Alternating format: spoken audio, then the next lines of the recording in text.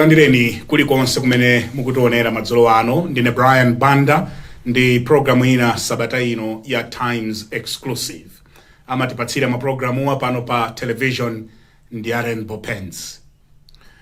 Munendo wanga mprogramu sabata ino ndi Bambo Penjani Kaluwa amene owa ponda amangoti Fredokiss. Iwowa ndi mkulu wona za chinyamata ku chipani cha UTM komanso ndi ashado ku Blantyre yakuno. Ndikulandireni Bambo Kaluwa, mwatilemekeza kwambiri. Titakuita nani kuti mubwere mwatilemekeza kwambiri. Atoza.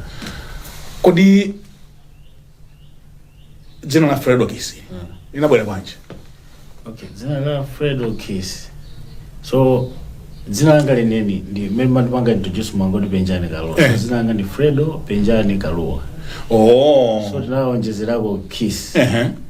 So zina limene lili analipanga so promote kwambiri li JP. Mbala wangali wa America. Oh, nzibale dzanu kodi? America ndi takula limozi. Okay. So we are so Kiss it's KISS. So it's Fredo keeps it so simple. Oh, okay. Okay. So Fredo Kiss. Okay. Okay. Command abbreviation. Okay. But Fredo keeps it so simple. Okay. Ndiye zidachitika liti zimenezi? Zina nyamata. Okay. Nyamata pakantawe ndito. Okay. Ndiye JB ndi mbalo wanu? No, takula limozi. Okay. So chibale tusimonka magazoka. Yeni mamuna ngati mkulu wanga. Okay. Because even zambiri zimene ndakhala kupanga wandiphunzitsa so ndiye wandipanga inspire ndiye takula limozi ndito. Ku school timapita limozi, ku secondary. Okay. So childhood mpaka na even yeye amata kamaenda anthu amata mkulu kwawe mwana wa Kaluwa tu. Yeah. So we are family. Ndi mamva kuti abambo wanu ndi akamulepo? Okay, muli pangati? Tipo 4. Okay. Oyamba ndino? Ine ndo maliza. Tipo maliza tipo ma twins awiri. Kodi inuyo ndi twin sister. Oh, ndi munapano ma twins ndi twin sister. Ndani? Hilda. Okay. Kaluwa Yes. Mrs. Gandulu. So ine ndi twin sister ndi feeling ngati achitatu. Okay. Ndoti mimba achitatu imene. Koma kutunda kwathu ku awiri. First born Ken then Zaningi. Okay. So chidwi pandale chidabwera liti? I think kwambiri ine nakula mfamily ya ndale mwachoka za matala. Chwe mwana chwe. So kwambiri ndi mwana. Takula mnyumba yokuti mabwera anthu azikambirana za ndale. Okay. Makaso not exposed ningoti ku politics. Yeah. Ndima conversations za social issues. And I think in a way zinati manga affect kuti makaso attentive kwambiri tinali ndi consciousness yokuza zinthu za ngati za dziko mene kuendera. So I think exposure yanga ku politics because ojoka from background imene kuti ndi mwana. Ndiye you decided ku join UTM? Yes. Yeah. Napanga decision kwambiri naimanga independent. Okay. You remember Blantyre City South? Yeah. Napanga decision ndeka as an individual kuti no. So I'm not youth takhala kumatuzo youth are leaders of tomorrow. Yeah. So I felt that no tomorrow yafika. So napanga decision ndikaima as a member of parliament koma as independent. After my elections ajitakhala basi ndi team yathu ndi unabwera kubwanji mavoti? No, mavoti nakhala number 2. Number 1 anali honorable Lipipa. Anaima pa DPP ticket anakhala number 1 ndi MP athu kumekuko. So if nakhala number 2. Okay, mavoti anasiyana kwambiri? Mavoti anasiyana because if nakhala ndi 12,600 jagot. You are 16,000 jagot. So he did big margin. Yes, the margin ayikulu kuti we should respect him kuti he won. Okay. I think after no journey manage zabanga reflection ndi team kuti titienda banje komaso time manage now even time it mema by independent tana kuti ndi ngati latest case tana kuti timayankhulana timamvana ndi decision team eno by UTM time manage nakanga to meeting kapanga decision yoima ndi joining Japan sizimagwirizana. Time China ndi ambassadorship deals ama organizations zosiyana UNICEF, UNDP, NBS Bank. So my contract society requirement I cannot should be apolitical. So there was no way they're gonna join Japan. So I think my decisions are not around Zitungari's So fast forward after my elections, I joined ITM. After joining ITM, fast forward in the role. So abambo wanu ndi ya DPP. Ndamva kuti sabata imene alwa DPP. Ndiye mwana wa UTM dzukhala bwa? You know, me and my father, we are one. Individualized. We are one, individualized. So, ineyo ndikukula, I was taught kuti I should be independent. So independence yanga, in terms of thinking. I'm an independent thinker. I'm independent in Zambili. So one of njira zimezimo onesa independence yanga ndi, for instance, story hiyo kuti set up scenario hiyo kuti big man into DPP in ITM. It shows kuti there's independence in decision making. Ine ndikanakondwa yo achakala khawudi mwina a join UTM. Could have been uniform. Komano the beauty of democracy. We are many panga decision yolo DPP ababa anakufunsa. No. Sitimagambana zandale. Sitimapangana gonzati za ma political decisions. He has got his own political journey, ineso ndi political journey yanga.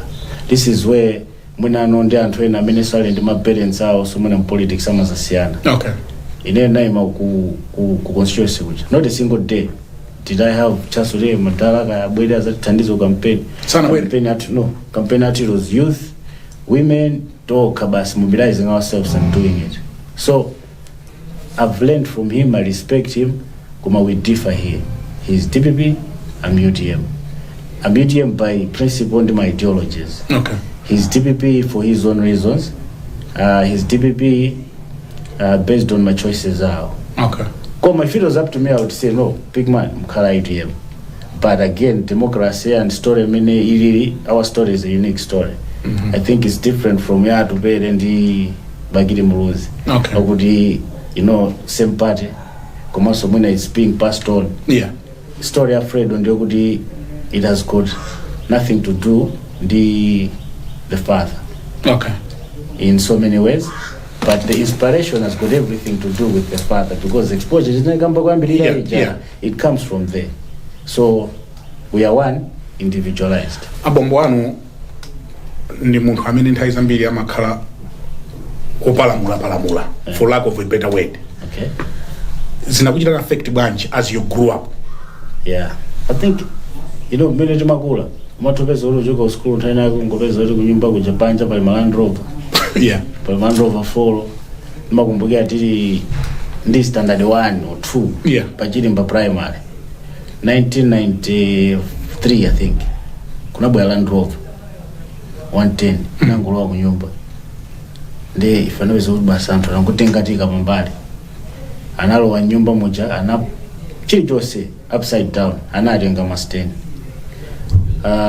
Mustang, she was arrested anapita nawo Chilomoni police amakolopa ku police kuja why amunano atafuna kugwesa kamuzu afuna kugwesa boma la kamuzu. So we had experienced ndi mwana kwambiri Mustang amangidwa kuna kubwera so kunyumba kuja police wina akwaperekeza kuenda muzipinda mo situka uchilimba pene.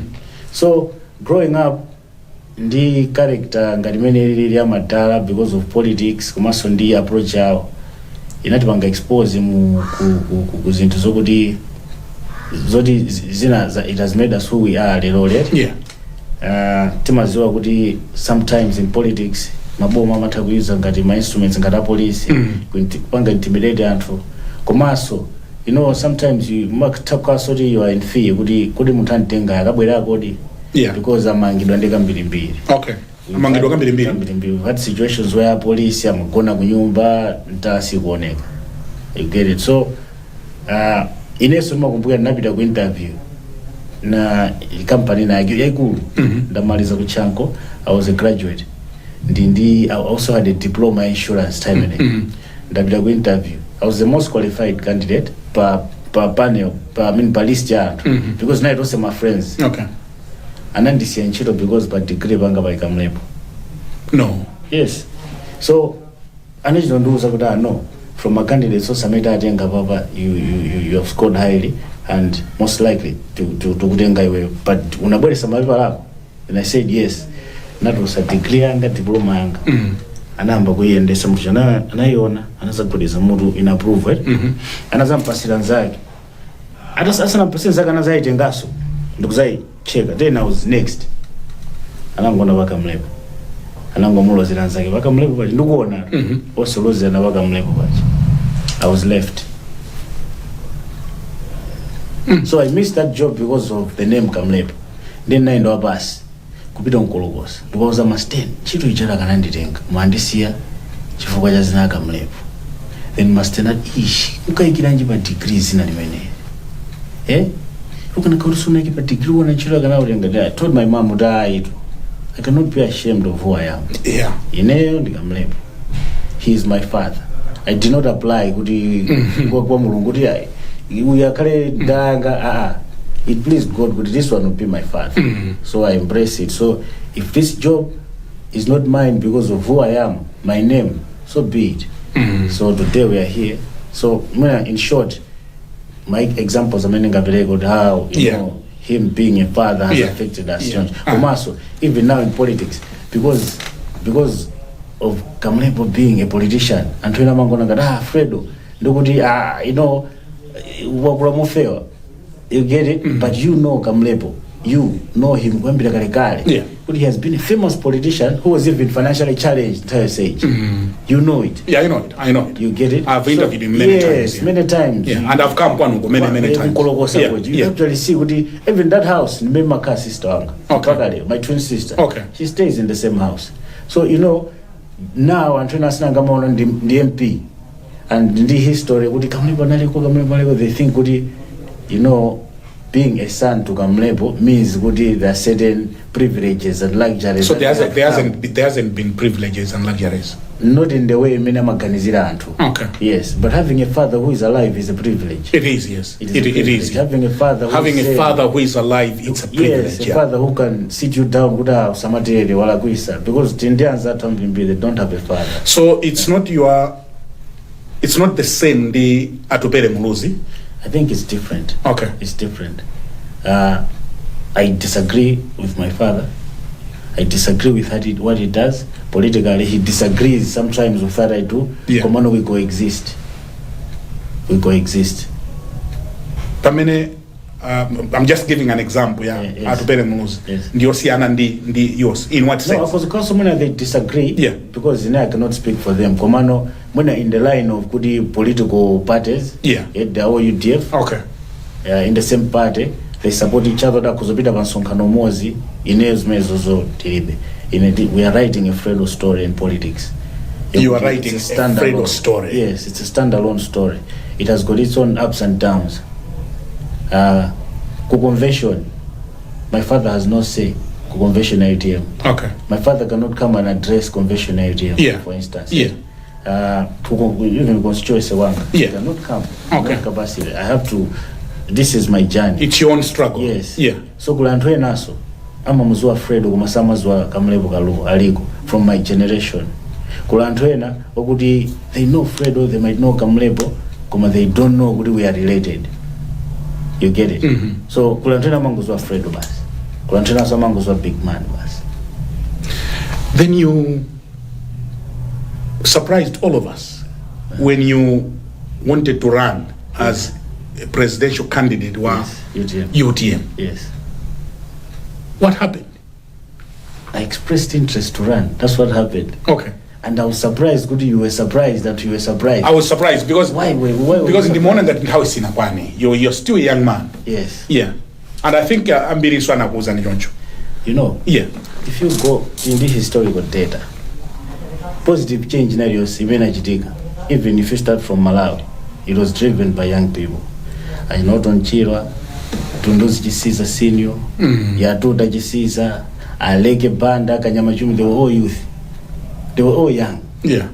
meaningful change iliyose, it will be led and driven by young people. If you go outside Malawi, even now, you will see what it is. Traore, a young person. Macron, a young person. Senegal, Salvador, right? Republic of Chile, that protest leader who became president, a young person. Why was Malawi surprised? Why were you guys surprised? It is the reason why you are surprised why we are in a situation because maybe we believe in the wrong things. If youth tamangisa di azungwaja, right? In the 1960s, 1950s, they achieved, they won.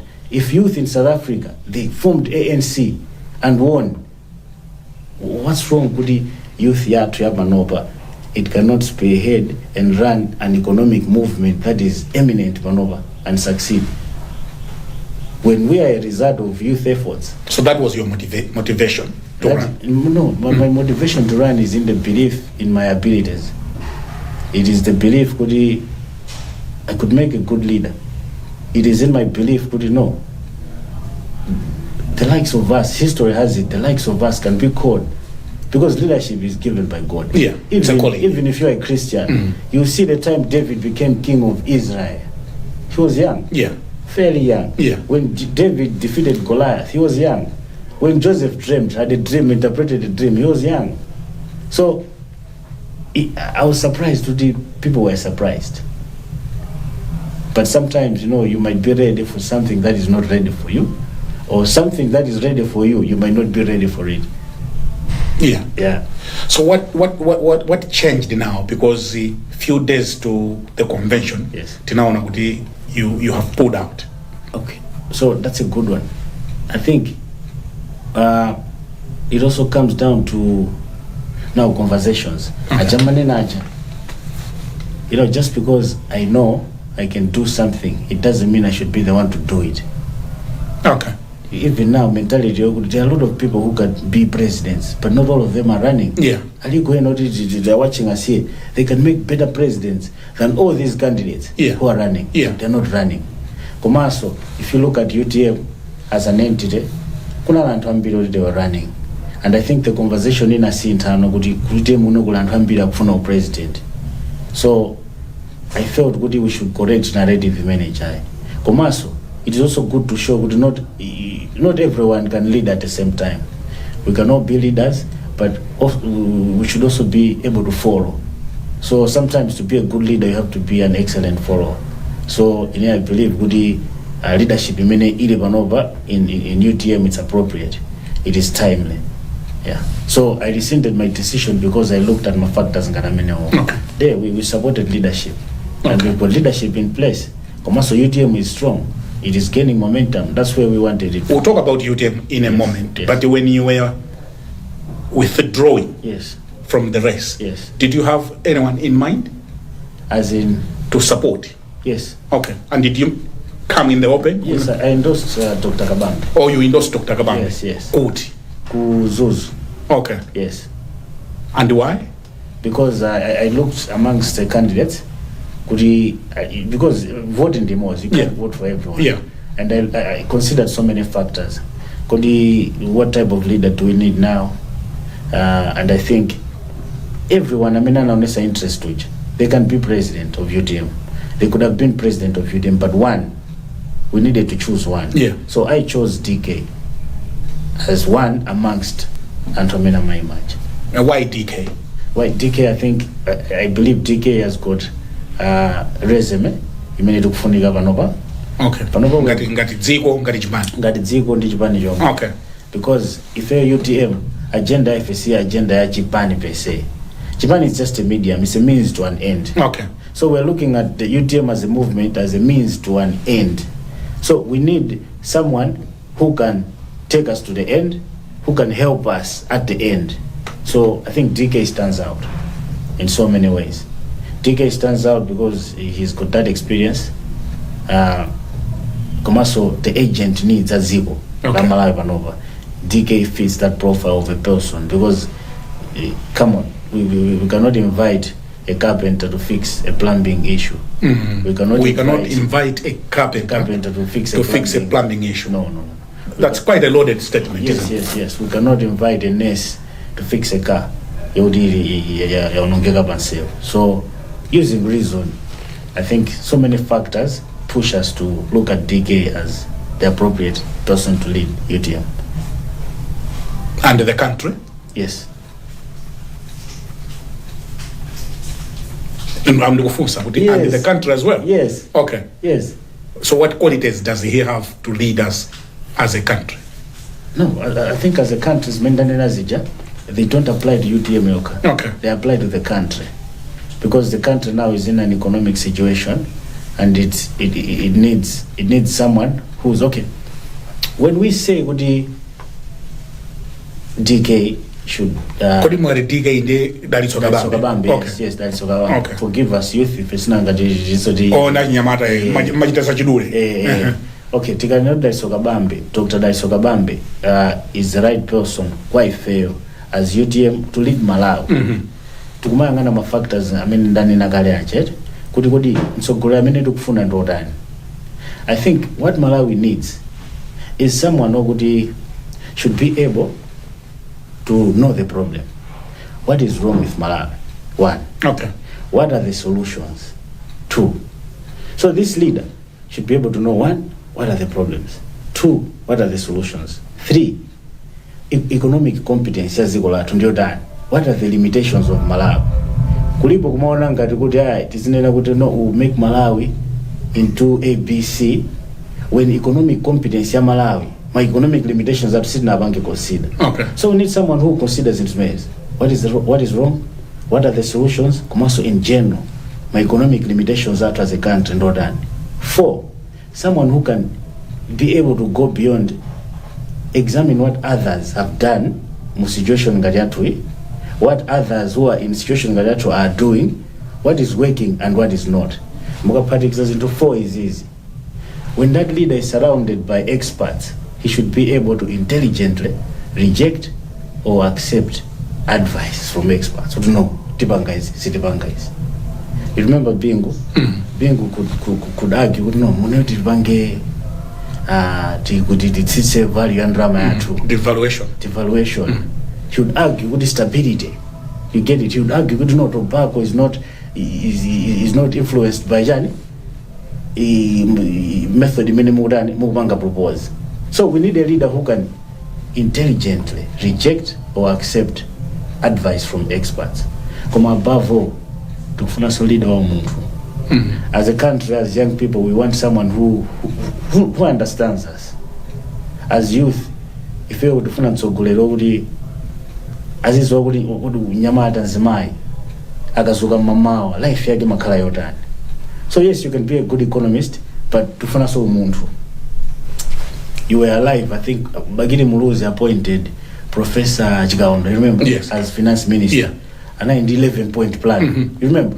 It was a disaster. But he was a professor. I think anapangarisha for Bagiri Muluzi cabinet, I think in 2 months or 3 months. He only was minister for 2-3 months. He presented an economic paper, a 11-point plan. It was disastrous because he was just thinking from an economist point of view. So if we're advancing TK, like Dr. Daisokabambe, not just what he's an economist per se. Komaso, we know what with the UTM movement, the philosophy atu. Komaso him he aligns umuntu solibati ulimamenevu. So my factors are Daisokabambe alindu umuntu. Yes. So I think my factors so they'll go into Sinangam didn't have it. Yes. Yeah, I think those are some of the factors mentioned. Yeah, but you can you give me an example ya umuntu wa Dr. Daisokabambe? Okay, Dr. Daisokabambe nesuti ndakana ontaya idali. Yeah. Takumana na ontaya mwe ya politics. Komano I've seen how amabangia relate in the right? I've seen how you know I'm a vesela. Timatawambira na kuti strategy tipange nyonje strategy yokuti kwa muntu wina leader wina kuzoona da izi zimene zobebera zisabange, but he'll give you a chance. He would implement idea inage kuti it is not a traditional idea. He would go in.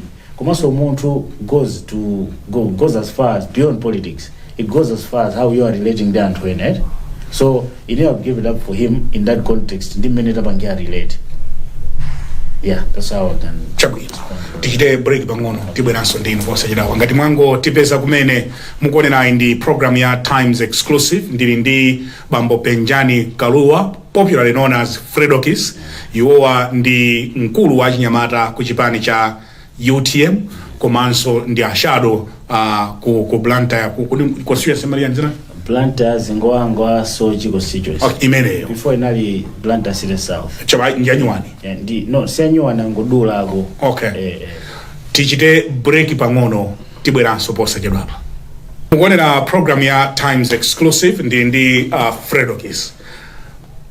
Ndaona kuti anyamata tsopano ayamba kufunika. President Chakwera masabata amenewa kukumana ndi achinyamata zipani zosiyana zikuika anyamata patsogolo. Is this the way to go? Zikuchitika bwino zinthuzi? Okay. Because onera kuti komanso ayi. Okay. I think muna intention imene anyamata kufunikira muna tipange examine. Okay. Kundi chifukwa cha anyamata akuoneka ngati akufunika panova. I think anyamata mbiri nawso tikufira be kuti timafunika nthawi inoyi and we expect nthawi inoyi tifunika, which is wrong. Ngati my intentions ali kuti kungogwirisa ntchito anyamata kuti tiduse, koma ngati my intentions ali kuti they are pure, kuti anthu amene panopa akufuna kupanga advance agenda ya anyamata they mean it, then tizabwinobwino sizithaso pa zisankho zipitirira. Anyamata ti majority kumalawi komanso muna nthawi ambiri so muna tisablame sokaye amene amatiuzawa. Muna ifeyo ngati achinyamata ngati youth, do we know power yathu? Because we are in majority. Kodi anyamata ali pambiri? Anyamata ali pambiri. Look at statistics yathu even as a country.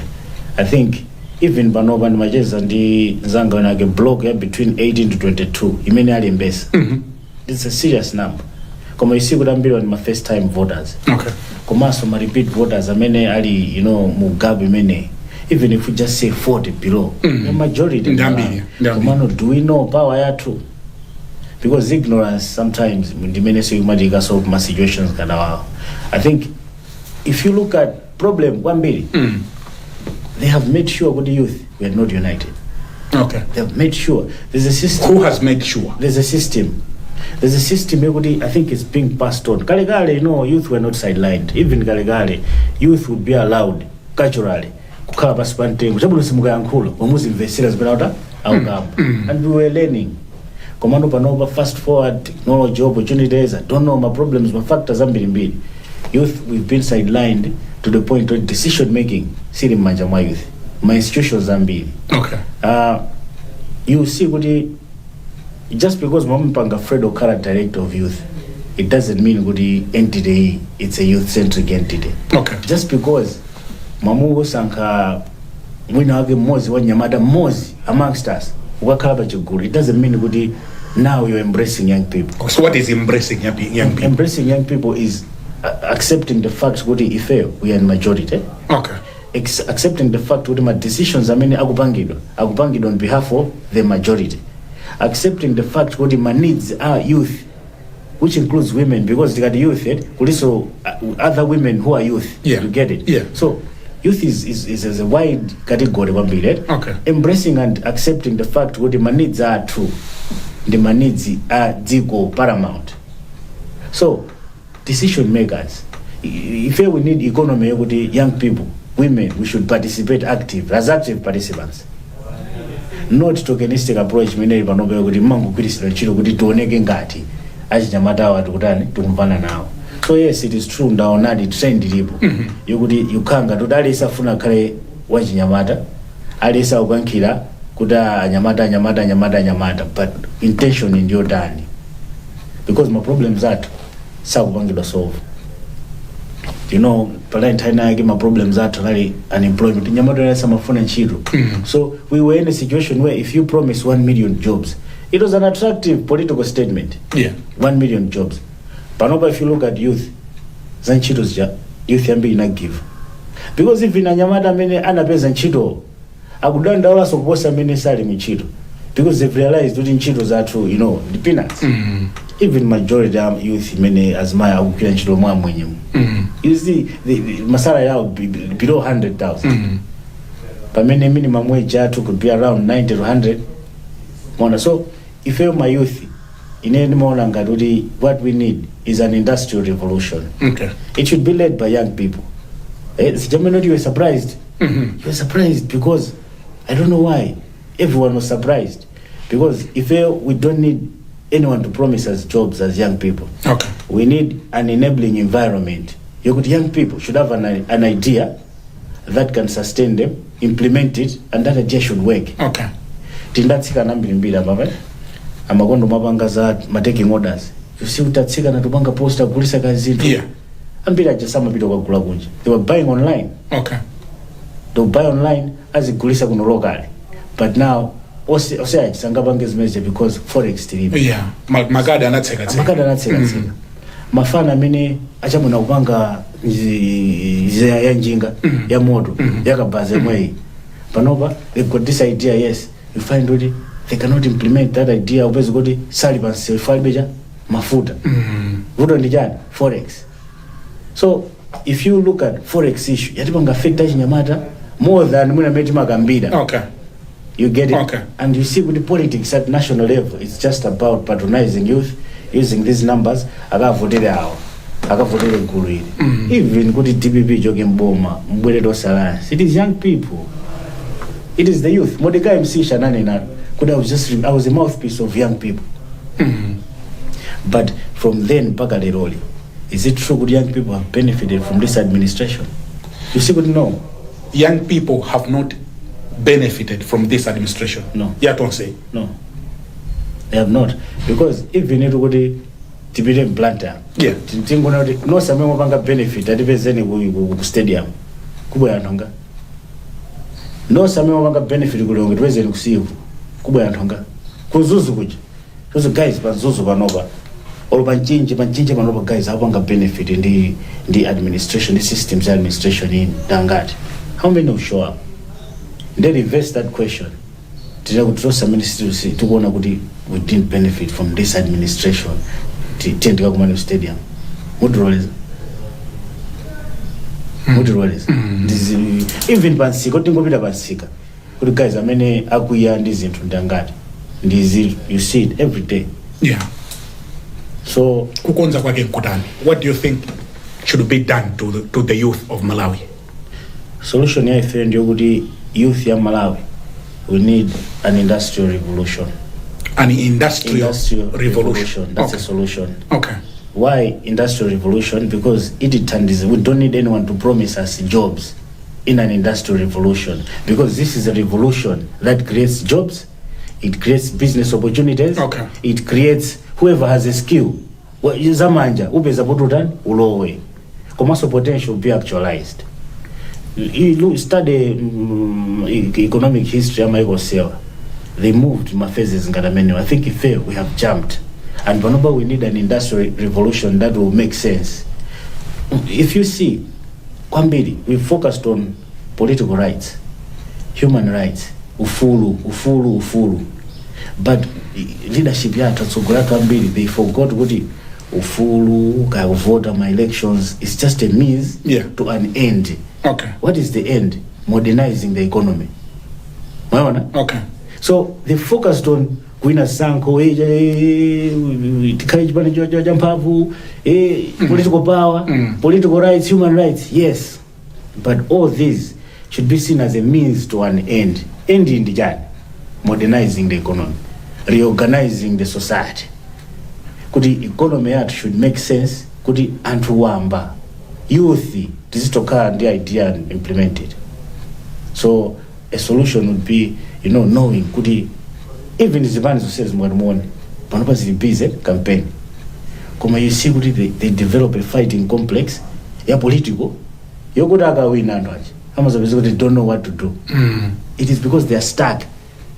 They are stuck in politics. Okay. Regionalism, tribalism. Okay. You see corruption. Yeah.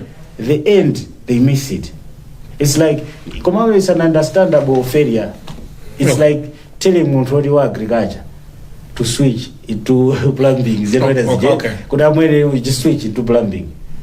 Or a plumber to switch into farming. No cheaper. I mean, I mean, in this journey of politics, in this journey of campaigning, they punctuate thinking on the end, modernizing the economy, making the economy better. I mean, they are the ones who succeed. Amabwera andalewa nkuwapatsa t-shirt ndi 2000 achinyamata and they go misonkhano. Yes. Is that a viable option? It is a disaster. It is a disaster? It is a disaster. It's because of poverty. Oh. For as long as poverty is here. Exactly. For as long as poverty is there amongst us, we will never get it right. Politics are to car George. Because if you choose not to give my 2000 my t-shirt, I know that I don't want to wear that. What do you mean? Even Antojambanga demand fundo, they demand fundo as an entry point. Something has to happen. You cannot blame people. It is because poverty is here. It's the order of the day. So poverty is weaponized by politicians. They know good you want access to resources. Okay. And in drama. So they will use state resources to victimize and to weaponize poverty and have power. So for as long as poverty is there, it's so good. Exactly. When we have an industrial revolution that makes life better for young people, they'll be busy. They will not be there. They will not attend the misonkhani. Okay. They'll be busy doing something. So even decision it will be based on an idea that makes the revolution tick. An idea that makes the economic revolution, that makes that modernization economy society. Because Achinyamata Maikwena, for example, Zambia. Yes. Zimbabwe. Yes. They are busy. Yes. The revolution imene mune nayo yawathandiza kwambiri. Yes. And sama gamba za t-shirt. Actually, you need these young people would be even donating, printing their own t-shirts. That's right. That's right. Printing their own t-shirts because they believe in an ideology. You remember ATM? Tidamba men. Yeah. Do you know Anhambila ma printer of ATM? T-shirt ATM. Okay. You remember? Because it was a revolution. It has been a revolution that people believed in. Yes. Exactly. Yeah. When people believe in an idea, they will subscribe. What is wrong with our politics? Politics, I think, what is wrong with our politics is that we've got wrong political players playing on behalf of people who believe everything is wrong and everything can be made right. Can you say that again? Slowly. It's a powerful thought. Okay. But I want you to say it slowly. Okay. What is wrong with our politics? Our politics has got wrong players. Okay. Who are playing on behalf of people who know how to play the game better. Okay. You get it, eh? So we need to demystify politics. Politics nasira and hokudi we know kudi muna their crooks and honama. We know kudi they don't have solutions. People who are not creative. There's a lot of routine work in politics. Okay, look at Zbanizat. Remember Zbanizat? Right? Do you know there's routine activities? Right? Routine work, it was passed on even in government. If you go even government in any Capitol Hill, you find what routine work. It's all nice. I mean, it's the same. It's the same. Exactly. It's the same stuff. There's no room for creativity. There is no room for creativity. Yes, and yet creativity is the only thing that drives any meaningful change. So we need creativity. We need leaders who have got a clear vision. You before, right? We need leadership in the clear vision.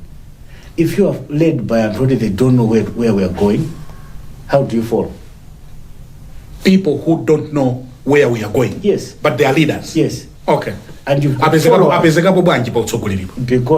you've got the blind leading the blind and the blind choosing a blind leader. Okay. So leadership is not the president here. Make no mistake. Leadership is at all levels. All these levels. We need to re-examine who is leading us?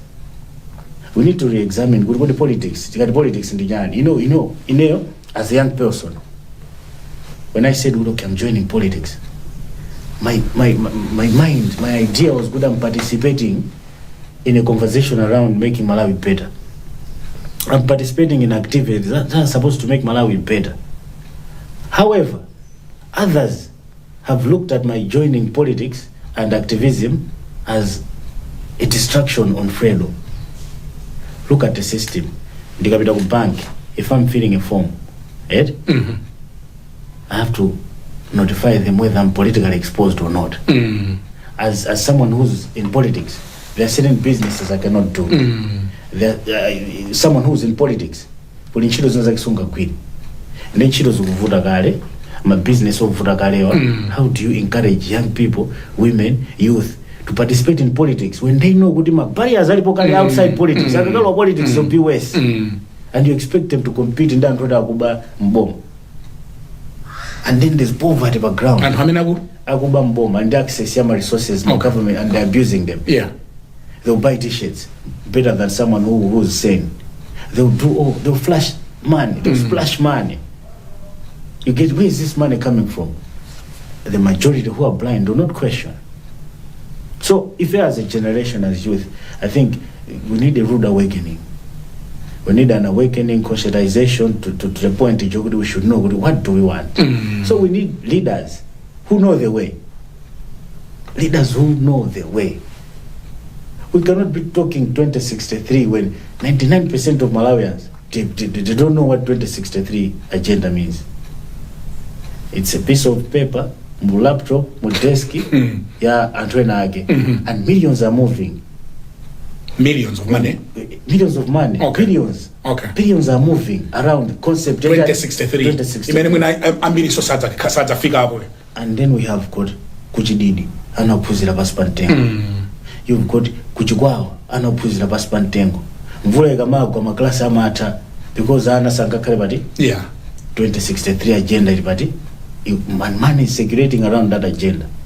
We need something that makes sense. Yeah. Let's talk of 2035. Where do we want to be 2035? Where are we going 2035? It's easy for us to have a conversation around 2035. 2035, yeah. Yes. Yes, regardless of 2063. Yeah. 2035 should feed into Jabwin, but as a country, said, plan at 2060, yeah, 2035, yeah, 2030, but everyone. The only activity, economic activity, Malawi is campaign. The only economic activity as serious leaders are doing is lining people, giving them a 2,000. The t-shirt. Yeah. The only serious economic activity that is happening, Panoba, in the past 2 weeks, is people rioting in missing because Mitengwada, Chakwera. I'm a business protecting kutanda kubanga marayo today. Nkuteka kuti a President Chakwera akutionera pa. What should he do to help young people? And you said kuti the past 4 years it has been a miss. It's a miss, yes. It's a miss. No regrets whatsoever. No, it's a total miss, and I think the president knows it. He knows it. But I thought we have organizations like National Youth Council. I thought so. Ministry ya Chinyamata. Yes. They are not enough? Okay. You remember Nazakambaza routine work? Yeah. There's a system, a colonial system that was passed on. Yeah. So we have a ministry, Ikunogu Malawi. The ministry na gema ndidabwisa. It's called Ministry of Youth. Ndemuzaya wane mene mabangila structure. It's always Ministry of Youth, Sports and Culture. Ministry of Youth, Sports, muna chakutu. The only thing you can think about young people is sports. Now you've got, this is why Councillor Unalius, MP Unalius, Miller Bank, trophy. Bonanza. Because there's this wrong idea if your young people were all about sports. It's not sports. Yeah. Sports is just part of life. Yeah. You can 5%. Ministry of Youth. If I was the president for youth, if I was the president, I would combine Ministry of Youth and economic planning. Then I would put NIF under the youth ministry. Okay. You get it? Okay. Make sure young people access resources. Sit down with young people. Listen, not zizi chazomachitika zoma abweresa mafanda kuma state house which that is scripted. Zoma abweresa scripted komanso mafanda ambiri amapita umene ujagwa they were not able to express themselves. The same president, if we bring him down kundirandi youth yankhule amva nkhani zina zosiyana. So Minister of Youth. So you have questions the president dokumana ndiye anyamata ku state house. I think already power play maybe but yeah. State house kumapita muchamo kamta kusechedwa. Yeah. Mafoni anu musiye uku it's environment just it's not so it's scripted. The environment is not a youth friendly environment where the young people can express themselves. Okay. So back to your question, one thing I would say with regards to youth, when it's restructuring, let's avoid routine work. Okay. Let's go beyond, let's be creative. Okay. Maybe Minister of Youth, let's combine it with economic planning. Yeah. Come also put NIF under Minister of Youth. Then empower young people, these young people. Empower them, them ideas out. Let's create a system where access to resources, come also growing these resources. Youth are majority. And these are women. Youth is amunaoka. Kuti anyamata oka. Anyamata ndi atsika. And most of these youth, some are parents. Yes. Some are married. Some are not married. Yes, you get it? Yeah. This is the majority of Malawi. Yes. So, for instance, issue and Nifi, mesa ndi antu business. Mofesa Nifi ndofu sandali good. Do you know where? If I was the president and I'm serious about youth, I would have even my NIF offices. Okay. You don't have even Antawa to Aupanga demonstrative. Okay. If we had NIF offices, but Sigol was so good. Okay. Because Ugundu office one NIF, yeah. A chairman and Siganda, committee and Sig, Imazu, Gudama, Gabriel, and drama, they have business. That's right. I'm a way also. And concept you are Malawi subways and drama, and Tosauka subways and drama, and Disaboza's message. I'm a way, it is true, people default. In the data. Scientific data, people research more on subways. But if you look at the factors, I mean, you see, there are solutions to my challenges. My village bank, my society, my village banks, my groups as my anyamata. All of food and village bank. We can borrow a leaf from the system and manage and scale it up even by national. We can scale it up. But for youth, we can never say realistically we are advancing a youth agenda without an economic revolution, without having young people participate actively. Kubanga implement my ideas out. My youth has a current economic independence because we have got a generation of beggars now.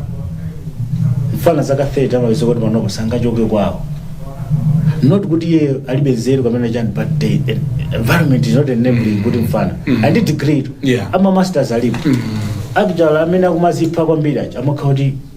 They were so they lie. Couldn't go to schools that and we've got role models, yes. Of Antola Nabita school, and those are models we are seeing. We've got examples in the society, Magedo, Macomedian, Fano, another Gede, Tumana Modi, Ali someone I'm going to what Gede, Uganda Gede, Mwagoti, I'm going to could you Ulibo? Okay. Ulibo, my baby Gina minute. Okay. Kaiwe or Rabito Gede, Snapito Gede, Mwagoti. Why? So, motivation, I don't know my fan about Gede, and yet, education is the most important thing. It's a must for everyone to access education. Tilindi Masanko, September 16. Yes. And you have rightly said, what would you tell them? I want you to look at that camera. Yes. Mungauze kutijani za Masanko. Okay. Amena kubwera. Okay. 2025. Tinkamugamba kumalelolo wafika. Ufuna usafune zimezi majitika kumalawi kunoku zima kukuza ka unalembesa sunalembesa umavota umadana ndandale sumadana ndandale koma consequences za decisions anthu amene timadandale amatipanga affect kandi ku school kandi zibetuka kugula ku shop pano paso alisamina kutone ndikhulupira kuti ma implications za decisions azitsogoleratu by now tose tikwaziwa timu society oti panopa tindi atsikana ndi mabadi tindi mablessa mu society mwathu mu community mwathu mablessa aja amakhala azibambo akulu amatenga atsika nathu aja. Why? Because there's an economic disaster. The poverty is the order of the day. Now iwe ngatuli youth kasiwe youth wamuna kandi wankazi unalembetsa, whether you like it or not, you know kuti ife simuzatinamizira kuli zipani zosiyana zikuyima sindichula zipani komano you know nose kumene muli kumuchozo kuti UTM ife takupasani option, you know kuti UTM takupasani option yokuti mwina izi zipitirire kapena tisabwerere mbuyo. UTM takupasani option yoti futuristic, takupasani tsogolero ali qualified kupanga spark industrial revolution imene kufunika ku Malawi, takupasani leadership yokuti ili intact, ili ready kupanga shift kaganizidwe shift system imene kuwekera. So after 2025 pasapezeke youth wodandaula. After 2025 if you don't vote kama mukavote focho kuti nda kwathu awatima chokera kumuzi limozi atosi tribe yathu ndi yakuti shauri yanu, koma 2025 is on you. Chisankho izamene munalembesa decision iyi yokonza Malawi ili ndi inuyo ziko mwambe osatengera kuti uyu ndi wantundu wathu. And you know what, the beauty, there's an emerging tribe in Malawi. Okay, there's an emerging tribe. You know there's tribalism, eh? Yeah. And there's a bitter truth in politics. There's a political truth, but izipani zina zimadalira mitundu. Yeah. Sindizichula. Yeah. Koma you know zipani zimadalira mitundu. But guess what? Zikubanga expire. There's an emerging tribe Malawi. I've seen it. This will be a superior tribe. It will be the biggest tribe in Malawi. Where is this tribe coming from? I belong to that tribe. Let me show you. Madala chama choka kurumpi. Komaso partly alindima roots akumangoji. My father. Mayanga bambao ndakuchitipa. Amayao ndakuchikwao. You see it? I've got two daughters. The father to the mother amachokera ku Mpemba, maya amachokera ku Chilazu Mlongo. You see? Kamwana kanga tiana tanga tiwiri ndinda nitundwani alibe ntundu wana wene ine nditundwa ine nditundwani. So this is a superior tribe that is emerging. This is a tribe that will not vote based on tribalism, regionalism. And once this tribe takes over, things will change. Komaso, the tribeless, yes, Komando, generation, yes, as we are emerging, any political entity that is established on tribalism and regionalism is weakening. You see it? So it's a matter of time, and I believe in the future. So even young people, everyone should have hope. Help is coming. It might not be today, now, but it is surely on the way. And osadzitengeranso kuti because ndi anthu opanda ntundu. You have no choice even utafuna utengera kuti zona ukondera tundu. And I'm telling you, even as people are watching, they are coming from this tribe, they are watching, they don't know kuti ondi ndani. Komaso at the same time, we're not saying tribes are wrong, but tribalism has been weaponized by politicians. That's right, yeah. And it is destroying everything. The Wagwatu system. It is destroying everything. Come on. I'm telling you, a tribe is emerging. It is emerging. It's unstoppable. As we speak, Kamwana Gabado. As we speak now, Kamwana Gabado. Across. Sadika Mons, Susada Weed. Tabado Dambilimbi. The most powerful tribe is coming. Yeah. Yes. It's quite interesting hearing you talk. Pa Nkhani za Chinyamata. You are very passionate.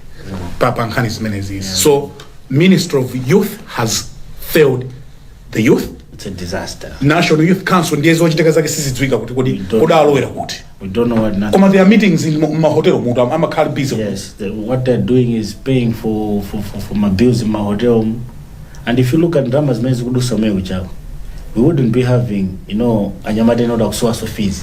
Okay. And you've got the National Youth Council, the Ministry of Youth in the budget. It doesn't make sense. Akusowa fees in that. See, the youth. Yes, have you seen the Ministry of Youth saying good we television fees? You have individuals. Now if you go back, tribe Jobange Meji, generation yatu mgani yeah. You've got individuals. I'm generation matu. Individuals. Okuda mabanga charity work. Munaona? Yeah. Individuals muona haya telefoni ya mpinga njira wapanga chakuti yako. Sasa utengo diwe kwa ndi kuti. Okay. You see? Yeah. You've got individuals emerging. Yeah.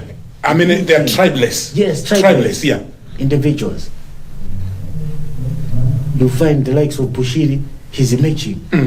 Abanga zintu zokuti you get it, right? Yeah, that's right, yeah. There is a tribeless generation. That's the most, it will be superior. It's coming. Tizangu zindika tena okay? It's here. Census, we don't take stock into, we don't include such. You'll be surprised the numbers. So any entity established on tribalism, regionalism is a weak entity. It's a weak entity. It's a weak entity. Yeah, you don't have an idea. Yes, yes. Yeah. You don't have an idea. You can't stand on the basis of regionalism or tribalism. No. And they will be shocked. Yes. Mawano maliza tawe atitera ndio wotani mambo Fredokiss. I think Mango maliza ndona what I think as youth we should unite. I think as young people let's go beyond Zibani. Let's go beyond my issues are made to wabanga face ndo fanana. We're facing the same problems as young people. As youth, our issues they cut across. The lack of business opportunities, you see, issue ya mablesa, issue ya alcohol abuse, mental health, suicide. If you see my challenges that to all say, youth ya MCP you're facing, youth ya DBB, because of women, but we were on the same page. Kanda UTM, Kanda UTF, Zibani is also. So I think as youth, let's also awaken to the fact that the system divide. They make sure we should not unite. And now I'm looking forward to a day with my youth, madolo no sega change, akudoa, akuchukwawa, akusanje, akunzuzu, abarumpi, we can all come together. Yeah, but I thought you had started town hall meetings. Yes. So what happened with those? Yeah. That's when 10 June happened. Yabuzuzu inali I think month end June. Okay. So after 10 June 40 days morning. Yeah. Yeah. So we're supposed to go to Zuzu, Zuzu East, then we do that. Ndipo mwanamva zotani za the first town hall meeting and what was the purpose? Fana una kuti ena no amba wichita hijack the same concept. You can copy an idea but not the mind that created it. Yes. Say that again. You can copy an idea, but not the mind that created it. Okay. So, if you copy a beautiful idea, an effective idea, and implement it right, that's what we call inspiration. That's right. So let's not say what they are copying us, but we have inspired them if they are doing the right thing. Okay. So that's why we are here actually. Okay. Inspire, we do the right thing. I'm anabanga phone. They had to replicate it and hambila karena. That's right, yeah. Yes, so we're looking inspiring. At it. Yeah, we're looking at it from that angle. Komano, my issues are nkatuluga. I think you can actually see with the women, young people, we are angry. Women, young people, sometimes issue in bank interest. Sometimes we are blaming and holagwika. Komaso ignorance. No, so even youth ina.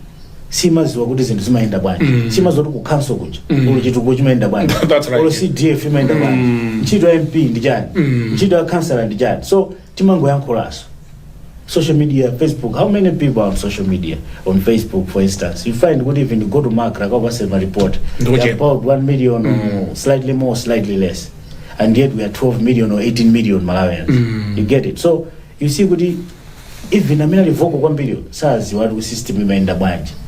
So my gatherings we were able to see so good ties Nzake timona ngadukuzoa zetu sakuziwa. Even as I sit here in neighboring Zambi is what is sindukuziwa. I have to learn. So ignorance. You cannot cast out ignorance unaka kupemperera ignorance ijoka. Unaka ubaga deliver ignorance ijoka.